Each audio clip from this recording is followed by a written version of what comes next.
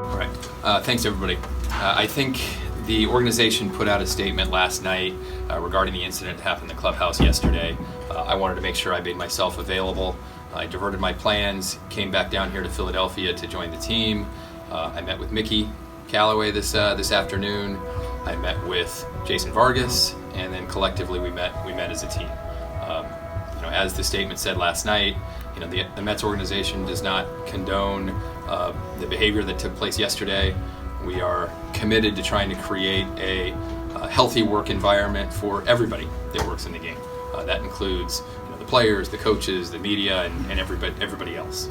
The altercation was disappointing. It was regrettable on many levels, and we hope that moving forward we can ensure that there is a respectful environment for both players and media, as well as everybody else that exists in there.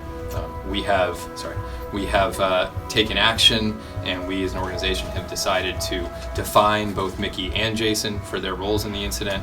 And at this point, we're ready to move on and continue our focus on trying to win games.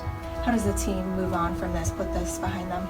Well, I think they're professionals, and I think that they recognize that they have jobs to do, that their mission statement is to try to win games. We've got an important series this week and clearly an important stretch of games here coming up. Brodie, in your conversations with both of those guys, did you sense that they were contrite and felt that they did something wrong? I think that the players recognized their role in the events. They understood where their behavior could have and should have been different, and they accepted their fines.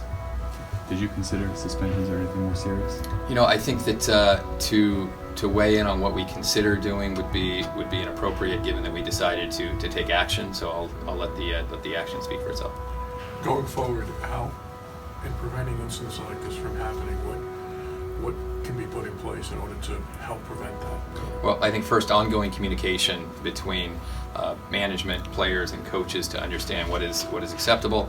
I think hopefully ongoing communication with all of you and members of the media to make sure that you're not put in situations that are uncomfortable, and hopefully everybody understands what environment is going to be well received from both sides. Are you comfortable with Mickey's mindset? Was he able to just say this was kind of one bad day for him? How do you guys look at it? David, I think that yesterday was a tough loss. I think it was there was an opportunity that got away from us as we were in a position to win the series with the Cubs. We played well for a couple of days, and we played well for 7 innings of that game. So I think frustrations were high. And I think that he understands that, from a leadership position, that we can't lose control, and that he knows that that's not something that should have happened, and certainly not something that he intends to happen again. Brodie, do you think that was an indication of all his ability to be able to keep things under control? Because it's not going to be the last time that things get heated here.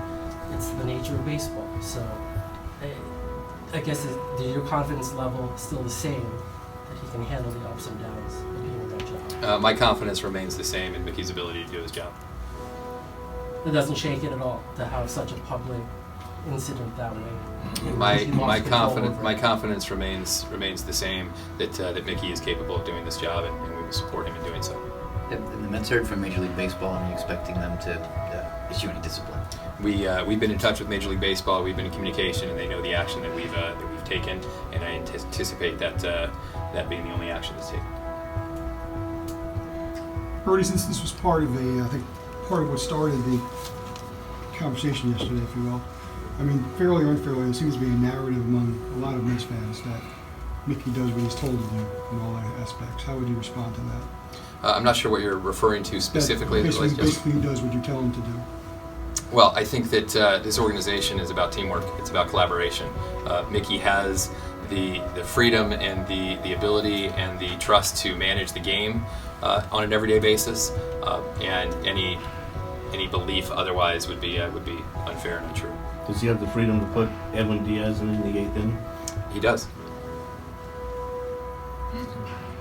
Brodie, I guess then, why do you guys not want him going more than 4 outs? That was kind of seemed like that Mickey a little agitated. You guys have questions on that. Why is the organization decided 4 is the limit for Edwin Diaz? Well, I wouldn't put it specifically that there is a limit on 4 outs or 2 outs or 3 outs. I think we have ongoing dialogue about how to use players, what roles they should be placed in, and how to best maximize their performance.